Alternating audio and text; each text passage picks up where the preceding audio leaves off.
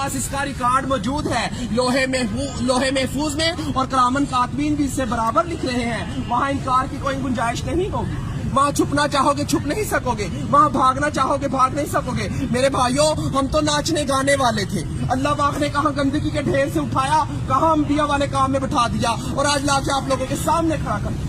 ابھی بھی نہیں سمجھو گے تو کب سمجھو گے؟ نبی تو کسی نے آنا نہیں، اللہ تو گرے پڑوں کو اٹھا اٹھا کے آپ کے سامنے کھڑا کر کر دکھا رہا ہے۔ اللہ نے ذلت کے نقشوں میں عزت دے کر دکھا دیا۔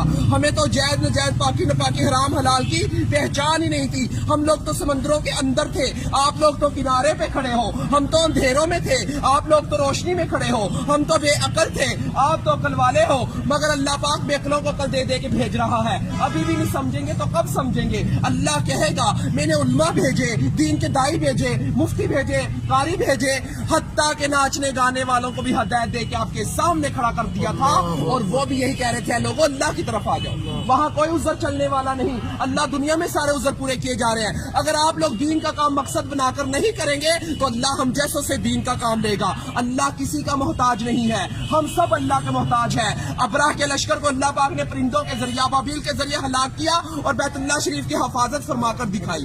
نمرود کو ایک مچھر کے ذریعے ہلاک کیا، جس بادشاہی کے تخت پر بیٹھ کر وہ سجدے کروایا کرتا تھا، اسی بادشاہی کے تخت پر بیٹھ کر اللہ پاک نے اس کے سر میں چتر مروا کے دکھائے۔ اللہ کسی کا محتاج نہیں ہے، ہم سب اللہ کے محتاج ہیں۔ میرے بھائیوں، اگر یہ تبلیغ کی محنت نہ ہوتی تو ہم جیسے کیسے راہ راست پہ آتے؟ یہ کام بالکل حق اور سچ ہے میرے بھائیوں، یہ انبیاء والا کام ہے، نبی تو کسی نے آنا نہیں ہے۔ اگر یہ تبلیغ کی محنت نہ ہوتی، چور، فراڈ، زنائی کیسے راہ راست پہ آتے؟ یہ وہی محنت ہے میرے بھائیوں، اس محنت نے ہمارے اوپر کرم کر دیا۔ اللہ ہمارے بزرگ دین کی حفاظت فرمائے، جو یہ کلمہ لے کر ہم تک پہنچے۔ ہم تو اللہ کے حکموں کو توڑ رہے تھے، نبی کریم صلی اللہ علیہ وسلم کے طریقوں کو چھوڑ رہے تھے۔ کہاں سے جنت کے حقدار؟ جنت کا حقدار وہ ہے جو اللہ کے احکامات اور نبی کریم صلی اللہ علیہ وسلم کے طریقوں پر زندگی گزارے گا۔ تو میرے بھائیوں، اب کسی نبی نے نہیں آنا، ختم نبوت کے صدقے یہ کام میرے اور آپ سب لوگوں کے ذمہ ہے کہ ہم کلمہ گو والے بن جائیں، لا الہ الا اللہ محمد رسول اللہ کی دعوت دینے والے بن جائیں۔